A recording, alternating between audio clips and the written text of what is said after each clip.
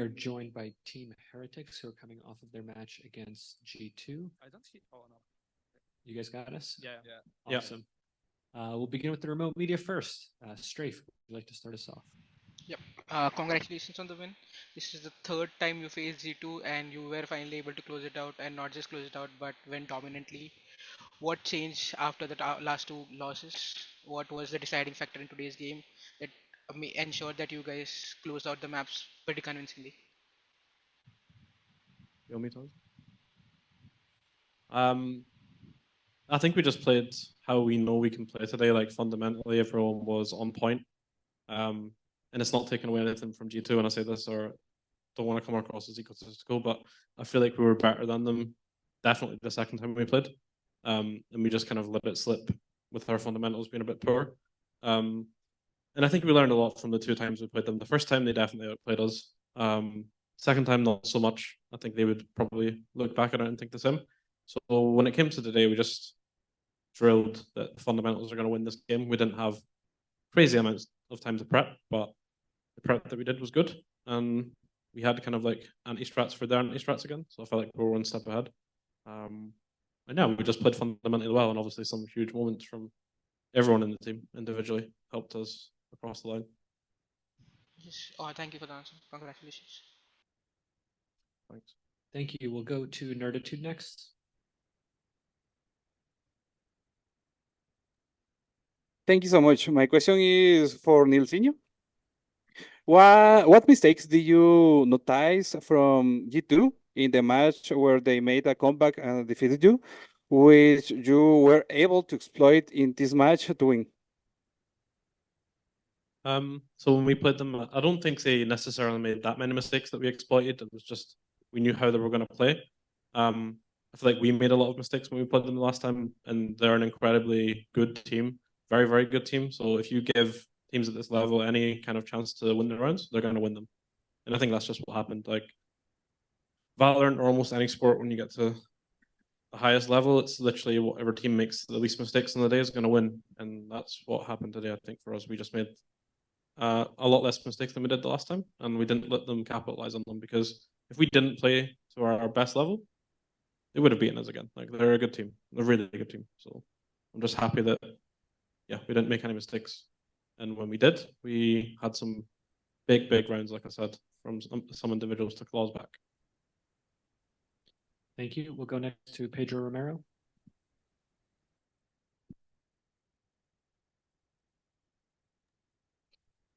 Guys, likewise, congrats on the victory, progressing to the grand finals. With this result, we're gonna have a new a master slash international champion. That's what I'm trying to say. International champion. And that said, looking at this team's run, as we've been saying so many times so far at this point, going through many obstacles, either before, during, and even right now. At this point, getting ready for the grand finals, and yeah, it's one to ask for anyone that like to answer. Just if you could pinpoint one thing that just sparked this team's run and just making this all happen and just be on the precipice of gaining that title, what would that one thing be and why?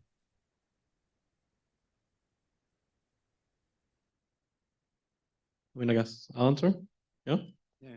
I think it's just the bond that we all have as a team and a group. Like, that's what pushes us through at the end of the day. It doesn't matter who we have in the team, if it's Patty, if it's Miniboo, and again, we're really happy to have Patty with us, and it is just like a kind of family that we've built here. And that's something I did a lot in the off season with Boo, with Benji. When we were building the team, we wanted to have a really strong bond because, you know, you're together a lot, and that's like the core of our team. We just want to be friends inside out, inside the game and outside of the game. So everyone gets on really well. Everyone learns. Everyone's eager to learn, and everyone has the same mindset. So I think that's all it is, really. And again, like I said, we're lucky to have someone like Patty being able to come in and do such a good job.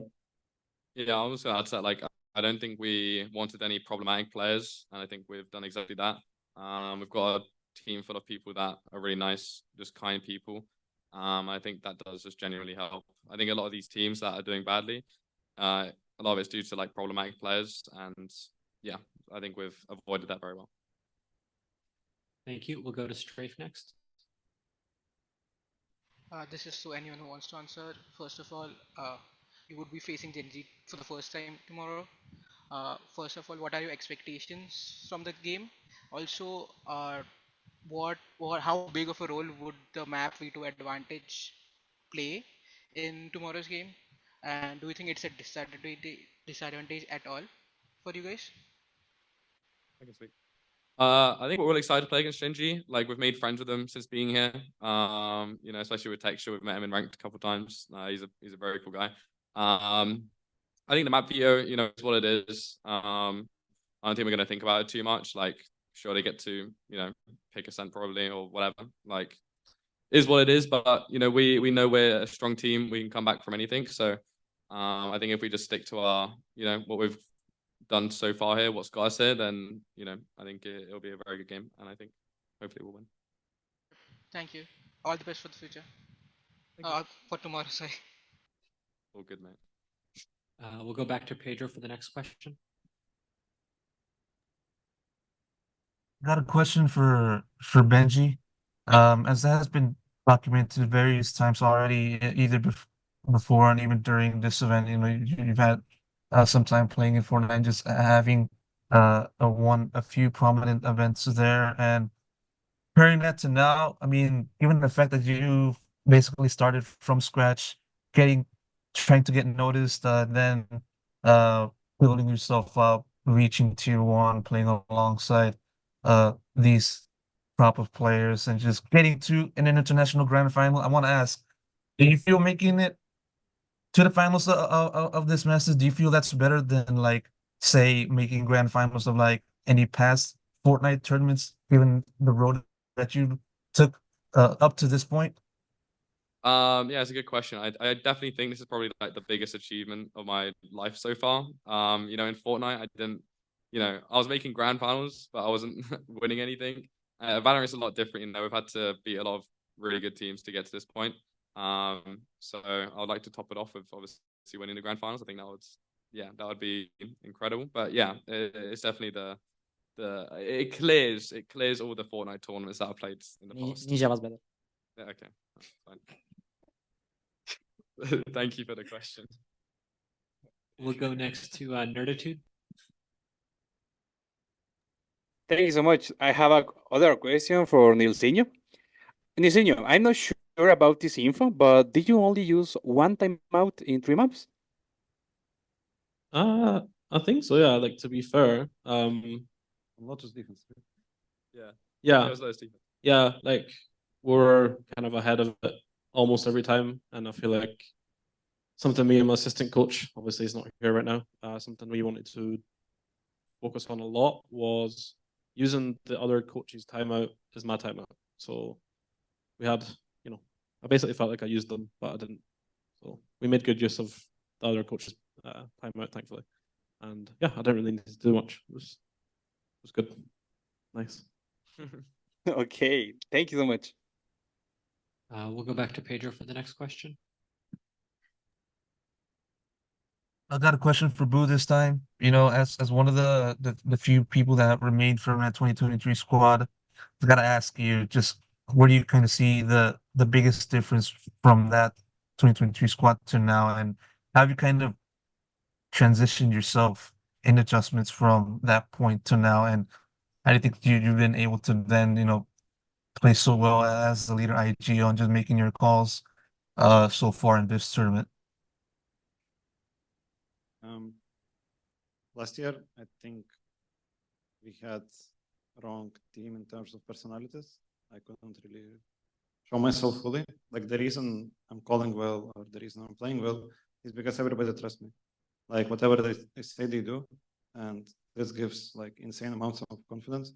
So even if you're calling something wrong, they still do it, and because they're so good, they still win the round. It gives insane levels of confidence, and it feels like I know everything. So like it's not just me, it's like everybody. And I think that's the biggest difference from last year. Thank you. We'll take the in-house questions next. This is Esports Focus, and the question is for Wood. Your grand finals rival G&G performed super well in this Masters, and also you guys have in such good shape for the past 2 days. How confident are you to take the champion trophy? I'm taking my confidence from my team. Like Bu said, we are like connected to each other. If someone do like something wrong, we're gonna do it together and win it. So I have full confidence against Genji, and we're gonna send their home. We're going home the same day. That's true. Okay. Anyway, we will win because I think they are still a good team. I still respect them. They are my friends, but I think we are better like as a team. So it's gonna be hardest match we're gonna play. We ever played probably, but I hope we're gonna win it. There we go. I trust my team.